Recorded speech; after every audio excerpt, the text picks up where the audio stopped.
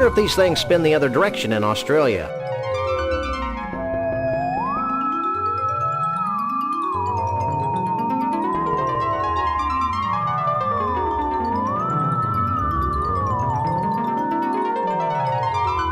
I can't use these things together.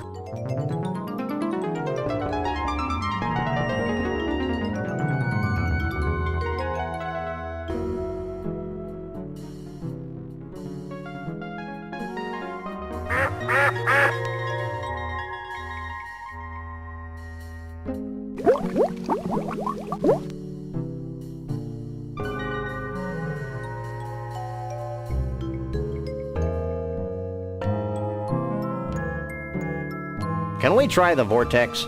Step right in.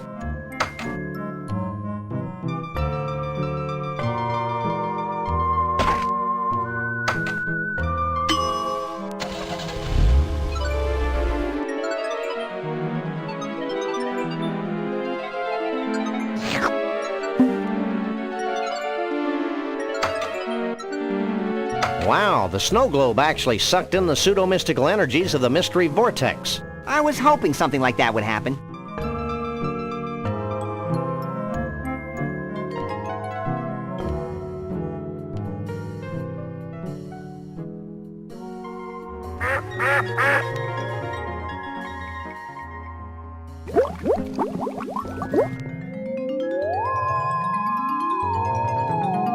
This is a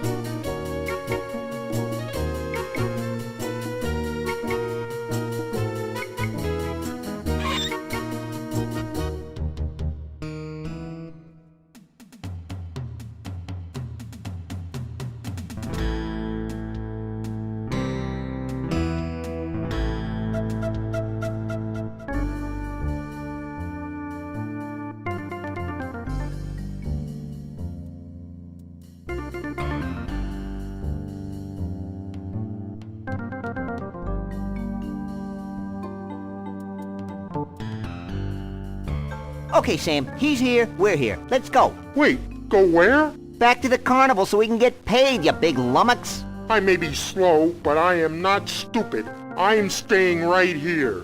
Psst, Max. What? Maybe we should wait a while before returning Bruno to his well-meaning yet horribly twisted owners. Why? Because I have a sick, gnarled premonition that something important's going to happen to the Bigfoots. And it would be nice if Bruno were here to see it before we slapped him back in a block of ice. You're getting soft, Sam. We've decided to let you roam free until the end of the convention. Gee, thanks. Is there anything I can do for you in return? What do you make of that totem pole on the far left? Let me take a look.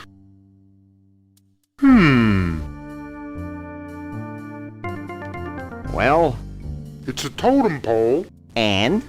It's made of wood. It's not too late to take him back to the carnival, you know. I'm not holding my breath, but do you have any clue who the guy in the third totem pole is? Nope. He sure seems to get along with vegetables, though. Sam, the guy in that pole's got a marshmallow. So? I want a marshmallow. Max, you are a marshmallow. See that totem pole? What about it? What do you think it means? I've got it. What did you tell them? I told them to start looking for bald guys with spaghetti on their heads. Any keen Bigfoot insights into the totem pole with a tooth on it? I've been staring at that one for hours, and Yes? I think it has something to do with teeth. So what do you think about all this? I'm just happy to be here, Sam. Happy to be at room temperature, and happy to be free at last. Born free as the wind blows. Max, What? what were you saying, Bruno? I lost my thought. Darn. How'd you and Trixie meet anyway? We didn't really meet until she thawed me out. But I've loved her ever since that first night she snuck into the freak tent and sang me to sleep with a Scrantonese lullaby.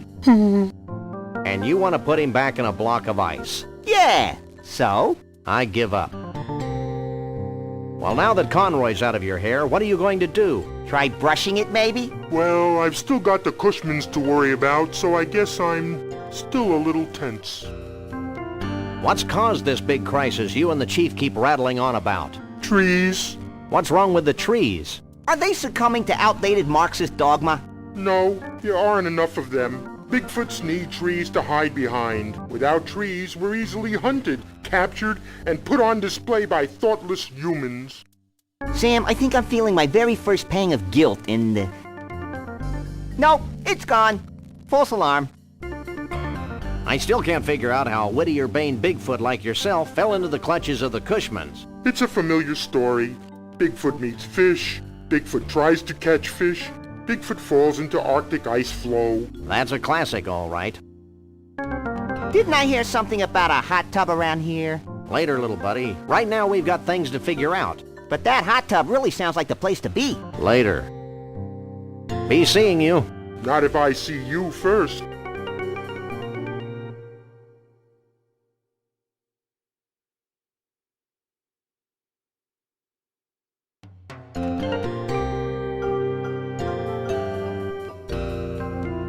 I don't think he'd want that. I can't use these things together.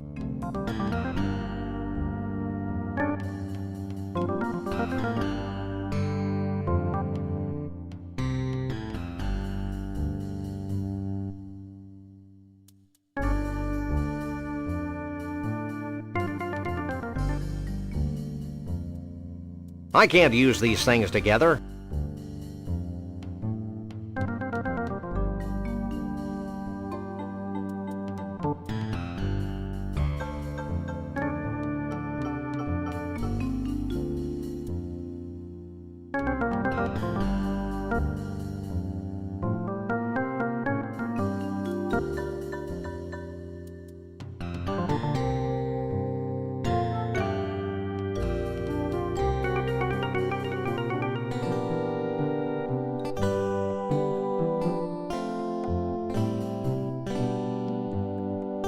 Can you spare a second? Not really. But since you're saving my species from extinction, what the heck? What happens when we've satisfied the requirements laid forth by the totem poles? Strict requirements. The world will be harmonious again. Overly strict requirements. You know, I'm really anxious about this whole totem pole thing. It'll work. Trust me. I met Anxious once. He's the one with the drool in his beard. That wasn't anxious. It was your cotton candy. Well, that certainly clears up one mystery. I'm still having nightmares about alligators. I know that everyone involved with this extraordinary quest has had their demons to contend with. But let me make one thing perfectly clear. It'll be worth it. Ack! He said quest! I think my furry little body may break out in a rash of unsightly hives. What can you tell us about Bruno? Is it me, or does it feel as if we've asked just about everybody in the country about Bruno? Ah, Bruno. Full of vim and vigor, ready to take on the world. He reminds me of when I was his age. What do you think about Trixie? She's such a sweet girl, and very representative of the open-mindedness of our Yeti leadership. We're very proud of that. What's your official stance on Conroy Bumpus? Conroy Bumpus is a threat to the American way of life. It has been and continues to be of highest importance that we rid ourselves of this most negative influence on the young people of our brave new world. The missus and I sure like his music, though. What do you make of the first totem pole? As you know, this is a problem that I've been working on for many years. Research strongly suggests this totem pole to be representative of the whirlwind nature of us Bigfoots, wild and always moving. What's your take on the second totem pole? I'm glad you asked. You see, I believe that it represents the sharp edge of ancient history. the fantastic staying power of the Yeti people over the millennia. How does the third pole figure into the scheme of things? Let me be very clear. That pole constitutes the harmony from the coexistence of two similar beings, a harmony that springs from mutual respect and understanding.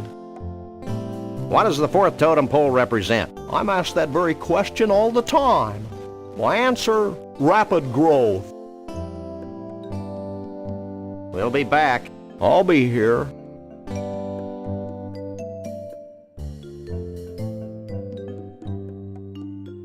I think I figured out one of the totem poles. Let me see.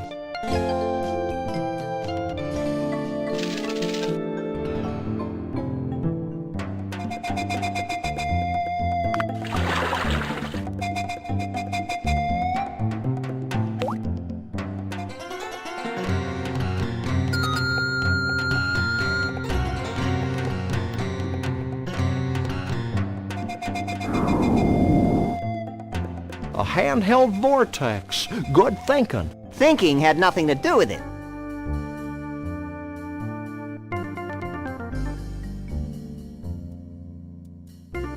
Hey, Chiefy Poo, I think I figured out one of those baffling totem poles.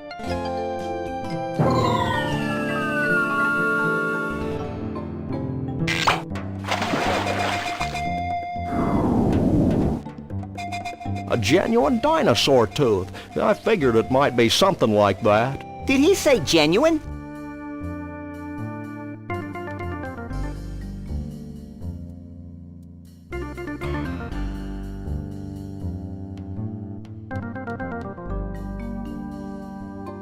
I believe we've deduced the secret of one of your totem poles. Hit me.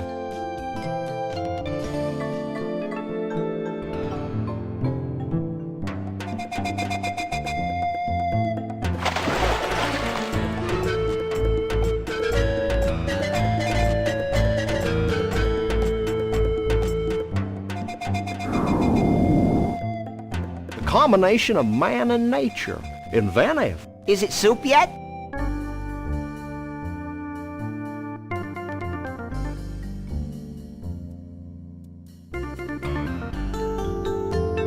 Hey, Mr. Chief, we found something that might tie into your totem poles. Yeah? What is it?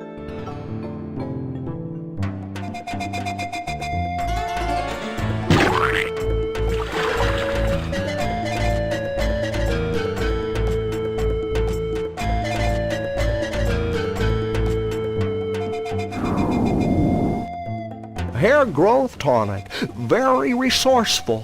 We just like stealing pillows. Well, that should do it, right?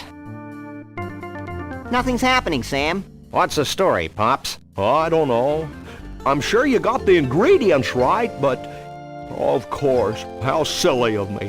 What? In order for the spell to work, we need a living Bigfoot sacrifice. It'd be a shame to lose one of these furry fellas, don't you think? Wait, I've got an idea, and it doesn't require high explosives. Wait here. While he's gone, I'll go see if any of the Bigfoots wants to off themselves for the greater good.